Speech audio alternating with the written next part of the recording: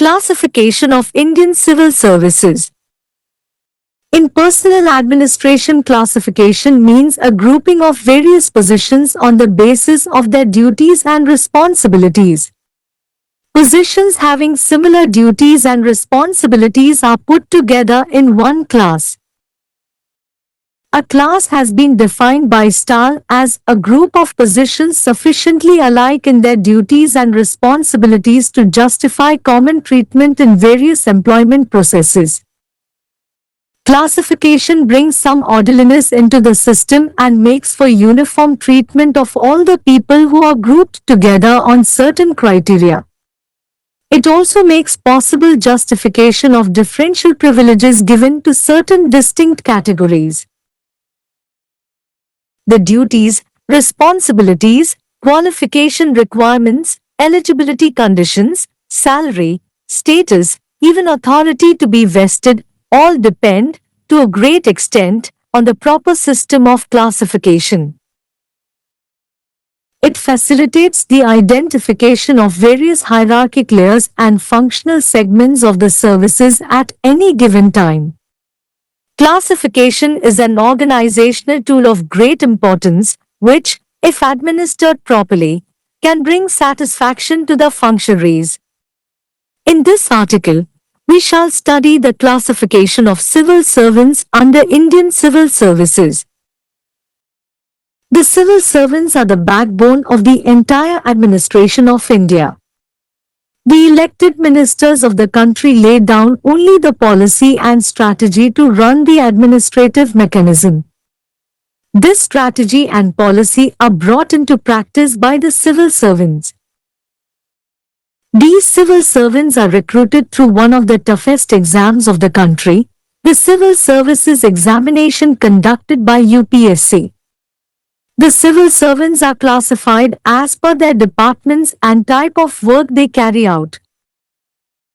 Part 14 of the Indian Constitution provides for different types or classes of services for India. Civil services, after independence, have been categorized into three types: All India services, common to both center and states, central services, for purely central subjects, and state services, for the administration of subjects under state jurisdiction. The All India services, like the central services, are recruited and trained by the central government, but, for work, they are assigned to different states. They serve state governments and their service conditions are also governed by states, except that the disciplinary action against them can only be taken by the President of India in consultation with the UPSC. Frequently, they also serve the central government on deputation, and after a fixed tenure they are expected to return to their respective states. Indian Administrative Services. The rules and regulations governing the new services are framed in consultation with state governments and the Union Public Service Commission, UPSC, in accordance with the All India Services Act, 1951. Article 312 of the Constitution of India has constitutionalized the formation of Indian Administrative Service, IAS, and Indian Police Service, IPS. From the standpoint of prestige and status, IAS and IPS are at the top position. These two services are also called premier services in India. In fact, the holders of these two most important posts manage and control the general and police administration. Later, Indian Forest Service was also included as the third All India service. Central Services. The civil services of the Union are classified into four categories as follows. Central Services Class I, Group A. In Group A of Central Services there are 34 types. Some of them are Indian Foreign Service, Indian Audit and Accounts Service, Indian Statistical Service, Indian Economic Service, Indian Information Service, Indian Railway Service, Central Health Service, Secretariat Service, etc. Central Services Class 2, Group B. This includes services like Central Secretariat Service, Geographical Survey of India, Zoological Survey of India, Central Secretariat Stenographer Service Grade I, Telegraph Engineering Service, Telegraph Traffic Service, etc. Central Services Class 3, Group C. This comprises services like Central Secretariat Clerical Service, Post and Telegraph Accounts Service, etc. The members of the Group C staff are recruited by the Staff Selection Committee through an open competitive examination. The Staff Selection Committee sends a list of successful candidates to the various departments of central government and they recruit from the list of successful candidates. Central Services Class 4, Group D. This category consists of peons, sweepers, gardeners, etc. Top central government officers appoint peons, sweepers, and gardeners for their use. General Central Service. Central civil posts of any class not included in any other central civil service are deemed to be included in the general central service of the corresponding class, and a government servant appointed to any such post is deemed to be a member of that service unless he/she is already a member of any other central civil service of the same class. State Civil Services. These are services exclusively under the jurisdiction of the state government and primarily administer the state subjects. For the recruitment for the posts of state services, there are laws enacted by the state legislature. The persons for the state services are recruited through a competitive examination, and the process is very much similar to the competitive examinations conducted by the Union Public Service Commission. At present, many top positions of state administration are held by IAS, IPS, etc. There is a large number of services that fall under the category of state services, such as education, police, tourism, judicial service, medical service, cooperative service, irrigation, fisheries, etc. Local services. Local services include municipal services and Panchayati Raj. Today, the local self-government enjoys greater importance. When Rajiv Gandhi was Prime Minister, he introduced two constitutional amendments to give greater importance to the system of local self-government. The purpose of the amendment was to decentralize the administration and spread it to the grassroots level of Indian polity. These are the broad categories of the types of services in India. இந்திய குடிமை பணிகளின் வகைப்பாடு. பணியாளர் நிர்வாகத்தில் வகைப்பாடு என்பது அவர்களின் கடமைகள் மற்றும் பொறுப்புகளின் அடிப்படையில் பல்வேறு பதவிகளை தொகுப்பதை குறிக்கிறது. ஒத்த கடமைகள் மற்றும் பொறுப்புகளை கொண்ட பதவிகள் ஒரு வகுப்பில் ஒன்றாக இணைக்கப்பட்டுள்ளன. ஒரு வகுப்பை ஸ்டால் பல்வேறு வேலைவாய்ப்பு செயல்முறைகளில் பொதுவான சிகிச்சையை நியாயப்படுத்த அவர்களின் கடமைகள் மற்றும் பொறுப்புகளில் போதுமான அளவு ஒரே மாதிரியான பதவிகளின் குழு என்று வரையறுத்துள்ளார். வகைப்பாடு அமைப்பில் சில ஒழுங்கை கொண்டு வருகிறது மற்றும் சில அளவுகோல்களின்படி ஒன்றாக குழுவாக உள்ள அனைத்து மக்களையும் ஒரே மாதிரியாக நடத்துவதற்கு உதவுகிறது. இது சில தனித்துவமான வகைகளுக்கு வழங்கப்படும் வேறுபட்ட சலுகைகளை நியாயப்படுத்துவதையும் சாத்தியமாக்குகிறது. கடமைகள், பொறுப்புகள், தகுதி தேவைகள், தகுதி நிலைமைகள், சம்பளம், அந்தஸ்து, வழங்கப்பட வேண்டிய அதிகாரம் கூட அனைத்தும் பெரும்பாலும் சரியான வகைப்பாடு முறையை சார்ந்துள்ளது. எந்த நேரத்திலும் சேவைகளின் பல்வேறு படிநிலை அடுக்குகள் மற்றும் செயல்பாட்டு பிரிவுகளை அடையாளம் காண இது உதவுகிறது. வகைப்பாடு என்பது மிகவும் முக்கியத்துவம் வாய்ந்த ஒரு நிறுவன கருவியாகும். இது முறையாக நிர்வகிக்கப்பட்டால் செயல்பாட்டாளர்களுக்கு திருப்தியை தரும். இந்த கட்டுரையில் இந்திய குடிமைப் பணிகளின் கீழ் அரசு ஊழியர்களின் வகைப்பாட்டை படிப்போம். இந்தியாவின் முழு நிர்வாகத்திற்கும் முதுகெலும்பாக அரசு ஊழியர்கள் உள்ளனர். நாட்டின் தேர்ந்தெடுக்கப்பட்ட அமைச்சர்கள் நிர்வாக பொறிமுறையை இயக்குவதற்கான கொள்கை மற்றும் உத்தியை மட்டுமே வகிக்கின்றனர். இந்த உத்தி மற்றும் கொள்கையை அரசு ஊழியர்கள் நடைமுறைக்கு கொண்டு வருகிறார்கள். இந்த அரசு ஊழியர்கள் நாட்டின் கடினமான தேர்வுகளில் ஒன்றான UPSC நடத்தும் சிவில் சர்வீசஸ் தேர்வு மூலம் ஆட்சேர்ப்பு செய்யப்படுகிறார்கள். அரசு ஊழியர்கள் அவர்கள் செய்யும் துறைகள் மற்றும் பணியின் வகையை பொறுத்து வகைப்படுத்தப்படுகிறார்கள். இந்திய அரசியலமைப்பின் பகுதி 14 இந்தியாவிற்கான பல்வேறு வகையான அல்லது வகை சேவைகளை வழங்குகிறது. சுதந்திரத்திற்கு பிறகு குடிமைப் பணிகள் 3 வகைகளாக வகைப்படுத்தப்பட்டுள்ளன. அகில இந்திய சேவைகள் மத்திய மற்றும் மாநிலங்கள் இரண்டிற்கும் பொதுவானது.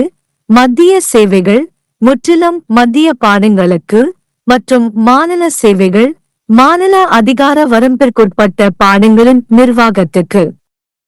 மத்திய சேவைகளைப் போலவே அகில இந்திய சேவைகளும் மத்திய அரசால் ஆட்சேர்ப்பு செய்யப்பட்டு பயிற்சி அளிக்கப்படுகின்றன. ஆனால் வேலைக்காக அவை வெவ்வேறு மாநிலங்களுக்கு ஒதுக்கப்படுகின்றன. அவர்கள் மாநில அரசாங்கங்களுக்கு சேவை செய்கிறார்கள், மேலும் அவர்களின் சேவை நிலைமைகளும் மாநிலங்களால் நிர்வகிக்கப்படுகின்றன. அவர்களுக்கு எதிரான ஒழுங்கு நடவடிக்கையை இந்திய ஜனாதிபதி UPSC உடன் கலந்தாலோசித்து மட்டுமே எடுக்க முடியும். அடிக்கடி அவர்கள் மத்திய அரசாங்கத்தில் பணியிலும் பணியாற்றுகிறார்கள், மேலும் ஒரு குறிப்பிட்ட பதவிக்காலத்திற்கு பிறகு அவர்கள் அந்தந்த மாநிலங்களுக்கு திரும்புவார்கள் என்று எதிர்பார்க்கப்படுகிறது. இந்திய நிர்வாக சேவைகள். புதிய சேவைகளை நிர்வகிக்கும் விதிகள் மற்றும் ஒழுங்குமுறைகள். 1951ஆம் ஆண்டு அகில இந்திய சேவைகள் சட்டத்தின்படி மாநில அரசுகள் மற்றும் யூனியன் பப்ளிக் சர்வீஸ் கமிஷனுடன் UPSC கலந்தாலோசித்து வகுக்கப்படுகின்றன. இந்திய அரசியலமைப்பின் பிரிவு 312 இந்திய நிர்வாக சேவை IAS மற்றும் இந்திய காவல் சேவை IBS உருவாக்கத்தை அரசியலமைப்பு சட்டமாக்கியுள்ளது. கௌரவம் மற்றும் அந்தஸ்து அடிப்படையில் IAS மற்றும் IPS ஆகியவை உயர் பதவியில் உள்ளன. இந்த 2 சேவைகளும் இந்தியாவில் முதன்மையான சேவைகள் என்றும் அழைக்கப்படுகின்றன. உண்மையில் இந்த 2 மிக முக்கியமான பதவிகளை வகிப்பவர்கள் பொது மற்றும் காவல் நிர்வாகத்தை நிர்வகிக்கிறார்கள் மற்றும் கட்டுப்படுத்துகிறார்கள். பின்னர் இந்திய வன சேவை 3வது அகில இந்திய சேவையாகவும் சேர்க்கப்பட்டது. மத்திய சேவைகள். யூனியனின் குடிமைப் பணிகள் பின்வருமாறு 4 வகைகளாக வகைப்படுத்தப்பட்டுள்ளன. மத்திய சேவைகள் வகுப்பு I குழு A சோகஸ்மெலி. மத்திய சேவைகளின் குழு Aயில் 34 வகைகள் உள்ளன. அவற்றில் சில இந்திய வெளியுறவு சேவை, இந்திய தணிக்கை மற்றும் கணக்கு சேவை, இந்திய புள்ளிவிவர சேவை, இந்திய பொருளாதார சேவை, இந்திய தகவல் சேவை, இந்திய ரயில்வே சேவை, மத்திய சுகாதார சேவை, செயலக சேவை போன்றவை. மத்திய சேவைகள் வகுப்பு 2 குழு B சோகஸ்மெலி. இதில் மத்திய செயலக சேவை, இந்திய புவியியல் ஆய்வு, இந்திய விலங்கியல் ஆய்வு, மத்திய செயலக ஸ்டெனோகிராஃபர்கள் சேவை தரம் I, தந்தி பொறியியல் சேவை, தந்தி போக்குவரத்து சேவை போன்ற சேவைகள் அடங்கும். மத்திய சேவைகள் வகுப்பு 3 குழு C சோகஸ்மெலி. இதில் மத்திய செயலக எழுத்தர் சேவை, தபால் மற்றும் தந்தி கணக்கு சேவை போன்ற சேவைகள் அடங்கும். குழு C ஊழியர்களின் உறுப்பினர்கள் பணியாளர் தேர்வு குழுவால் திறந்த போட்டித் தேர்வு மூலம் ஆட்சேர்ப்பு செய்யப்படுகிறார்கள். பணியாளர் தேர்வு குழு வெற்றி பெற்ற வேட்பாளர்களின் பட்டியலை மத்திய அரசின் பல்வேறு துறைகளுக்கு அனுப்புகிறது, மேலும் அவர்கள் வெற்றி பெற்ற வேட்பாளர்களின் பட்டியலிலிருந்து ஆட்சேர்ப்பு செய்கிறார்கள். மத்திய சேவைகள் வகுப்பு 4 குழு D சோகஸ்மெலி. இந்த பிரிவில் பியூன்கள், துப்புரவு பணியாளர்கள், தோட்டக்காரர்கள் போன்றோர் உள்ளனர். மத்திய அரசின் உயர் அதிகாரிகள் தங்கள் பயன்பாட்டிற்காக பியூன்கள், துப்புரவு பணியாளர்கள் மற்றும் தோட்டக்காரர்களை நியமிக்கிறார்கள். பொது மத்திய சேவை. வேறு எந்த மத்திய சிவில் சேவையிலும் சேர்க்கப்படாத எந்தவொரு வகுப்பின் மத்திய சிவில் பதவிகளும் தொடர்புடைய வகுப்பின் பொது மத்திய சேவையில் சேர்க்கப்பட்டதாக கருதப்படும். மேலும் அத்தகைய எந்தவொரு பதவிக்கும் நியமிக்கப்படும் ஒரு அரசு ஊழியர், அவள் ஏற்கனவே அதே வகுப்பின் வேறு எந்த மத்திய சிவில் சேவையிலும் உறுப்பினராக இல்லாவிட்டால் அந்த சேவையின் உறுப்பினராக கருதப்படுவார். மாநில சிவில் சேவைகள். இவை மாநில அரசின் அதிகார வரம்பிற்கு உட்பட்ட சேவைகள் மற்றும் முதன்மையாக மாநில பாடங்களை நிர்வகிக்கின்றன. மாநில சேவை பதவிகளுக்கான ஆட்சேர்ப்புக்கு மாநில சட்டமன்றத்தால் இயற்றப்பட்ட சட்டங்கள் உள்ளன. மாநில சேவைகளுக்கான நபர்கள் ஒரு போட்டித் தேர்வு மூலம் ஆட்சேர்ப்பு செய்யப்படுகிறார்கள். மேலும் இந்த செயல்முறை யூனியன் பப்ளிக் சர்வீஸ் கமிஷனால் நடத்தப்படும் போட்டித் தேர்வுகளுக்கு மிகவும் ஒத்திருக்கிறது. தற்போது மாநில நிர்வாகத்தின் பல உயர் பதவிகள் IAS, IPS போன்றவர்களால் வகிக்கப்படுகின்றன. மாநில சேவைகள் பிரிவின் கீழ் வரும் ஏராளமான சேவைகள் உள்ளன. கல்வி, காவல்துறை, சுற்றுலா, நீதித்துறை சேவை, மருத்துவ சேவை, கூட்டுறவு சேவை, நீர்ப்பாசனம், மீன்வளம் போன்றவை. உள்ளூர் சேவைகள். உள்ளூர் சேவைகளில் நகராட்சி சேவைகள் மற்றும் பஞ்சாயத்து ராஜ் ஆகியவை அடங்கும். இன்று உள்ளூர் சுயராஜ்யம் அதிக முக்கியத்துவம் பெறுகிறது. ராஜீவ் காந்தி பிரதமராக இருந்தபோது உள்ளூர் சுயராஜ்ய முறைக்கு அதிக முக்கியத்துவம் அளிக்க 2 அரசியலமைப்பு திருத்தங்களை அவர் அறிமுகப்படுத்தினார். இந்த திருத்தத்தின் நோக்கம் நிர்வாகத்தை பரவலாக்குவதும் அதை இந்திய அரசியலின் அடிமட்ட மட்டத்திற்கு பரப்புவதும் ஆகும். இவை இந்தியாவில் உள்ள சேவைகளின் பரந்த வகைகள். भारतीय सिविल सेवाओं का वर्गीकरण। कार्मिक प्रशासन में वर्गीकरण का अर्थ है विभिन्न पदों को उनके कर्तव्यों और जिम्मेदारियों के आधार पर समूहीकृत करना। समान कर्तव्यों और जिम्मेदारियों वाले पदों को एक वर्ग में रखा जाता है। स्टाहल ने एक वर्ग को विभिन्न रोजगार प्रक्रियाओं में समान व्यवहार को उचित ठहराने के लिए अपने कर्तव्यों और जिम्मेदारियों में पर्याप्त रूप से समान पदों के समूह के रूप में परिभाषित किया है। वर्गीकरण प्रणाली में कुछ सुव्यवस्था लाता है और सभी लोगों के साथ समान व्यवहार करता है, जिन्हें कुछ मानदंडों पर एक साथ समूहीकृत किया जाता है। यह कुछ विशिष्ट श्रेणियों को दिए गए विभेदक विशेषाधिकारों को उचित ठहराना भी संभव बनाता है। कर्तव्य, जिम्मेदारियां, योग्यता, आवश्यकताएं, पात्रता की शर्तें, वेतन, स्थिति, यहां तक कि निहित होने वाले अधिकार सभी काफी हद तक वर्गीकरण की उचित प्रणाली पर निर्भर करते हैं। यह किसी भी समय सेवाओं की विभिन्न पदानुक्रमिक परतों और कार्यात्मक खंडों की पहचान की सुविधा प्रदान करता है। वर्गीकरण बहुत महत्व का एक संगठनात्मक उपकरण है, जिसे यदि ठीक से प्रशासित किया जाए तो यह पदाधिकारियों को संतुष्टि प्रदान कर सकता है।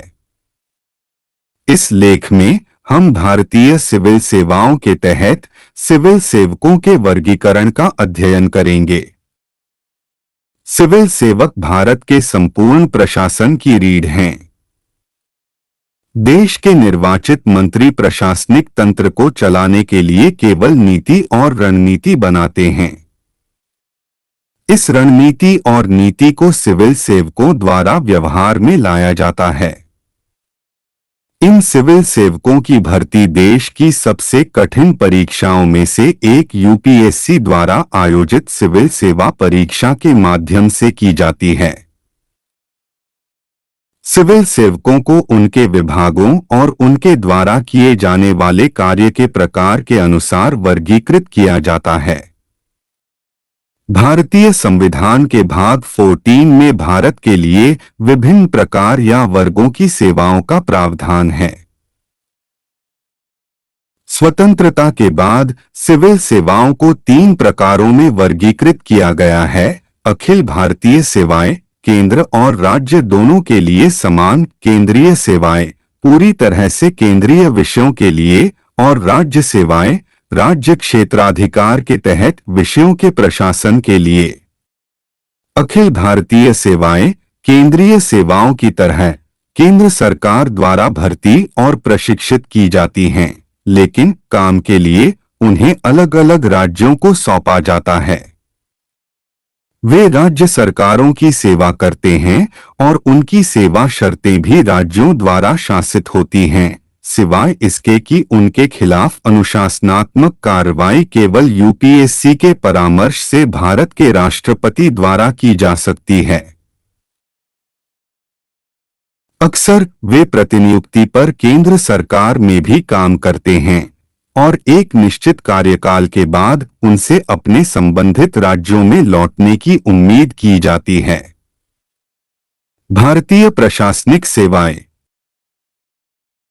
नई सेवाओं को नियंत्रित करने वाले नियम और विनियम राज्य सरकारों और संघ लोक सेवा आयोग यूपीएससी के परामर्श से अखिल भारतीय सेवा अधिनियम 1951 के अनुसार तैयार किए गए हैं।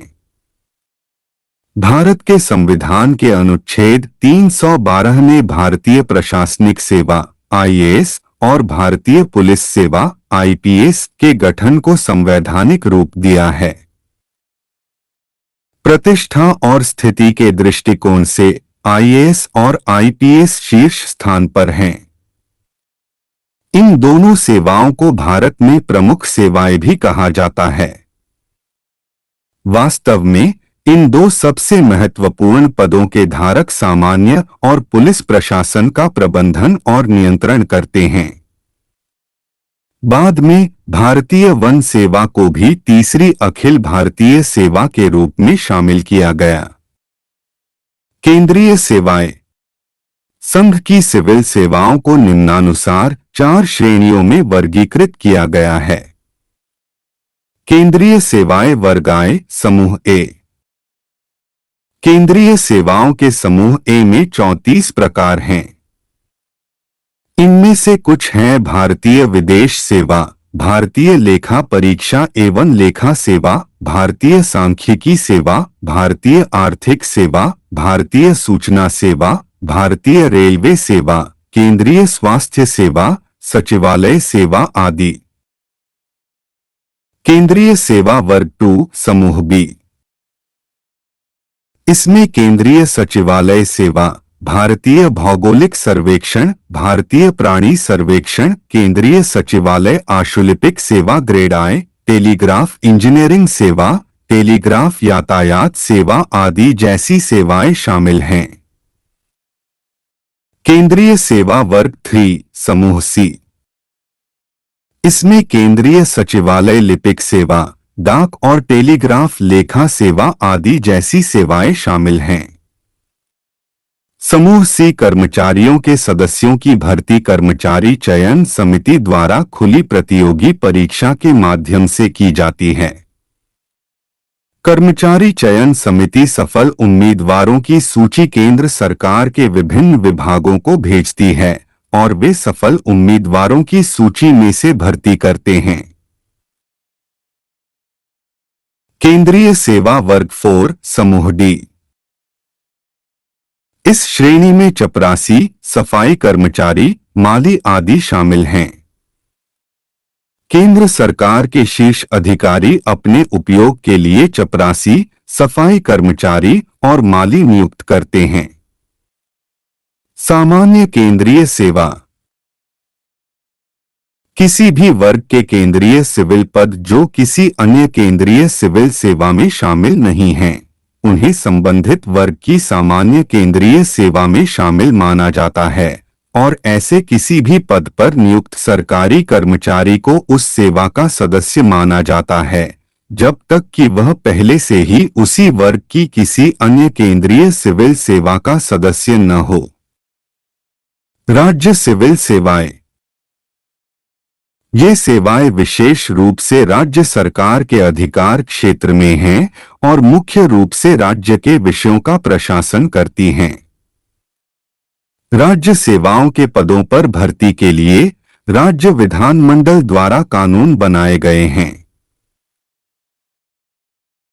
राज्य सेवाओं के लिए व्यक्तियों की भर्ती एक प्रतियोगी परीक्षा के माध्यम से की जाती है और यह प्रक्रिया संघ लोक सेवा आयोग द्वारा आयोजित प्रतियोगी परीक्षाओं के समान ही होती है। वर्तमान में राज्य प्रशासन के कई शीर्ष पदों पर आईएएस, आईपीएस आदि का कब्जा है। ऐसी कई सेवाएं हैं जो राज्य सेवाओं की श्रेणी में आती हैं, जैसे शिक्षा, पुलिस, पर्यटन, न्यायिक सेवा, चिकित्सा सेवा, सहकारी सेवा, सिंचाई, मत्स्य पालन आदि। स्थानीय सेवाएं। स्थानीय सेवाओं में नगरपालिका सेवाएं और पंचायती राज शामिल हैं। आज स्थानीय स्वशासन का महत्व बहुत अधिक है। जब राजीव गांधी प्रधानमंत्री थे तो उन्होंने स्थानीय स्वशासन की व्यवस्था को अधिक महत्व देने के लिए 2 संवैधानिक संशोधन पेश किए। संशोधन का उद्देश्य प्रशासन को विकेंद्रीकृत करना और इसे भारतीय राजनीति के निचले स्तर तक फैलाना था। ये भारत में सेवाओं के प्रकारों की व्यापक श्रेणियां हैं।